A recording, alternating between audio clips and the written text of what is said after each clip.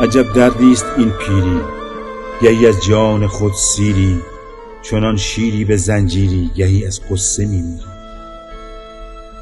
گه از درد کمر نالی، گه از دیوار و در نالی، گهی از گوش کر نالی، گهی از درد سر نالی.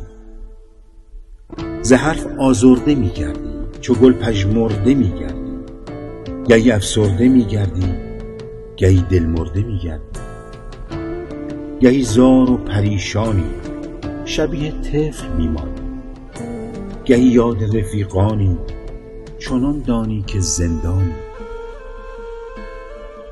گهی میترسی از مردن، به قبرستان تو را بردن، گه از نوشیدن و خوردن، گهی با طعنه آزردن. به مانند دماسنجی، گهی 20 و گهی 5، سخن را گه نمیسنجی، گهی از حرف میرنجی. کنی یاد جوانی را، غرور آنچنانی را، توان پهلوانی را و اینک ناتوانی را.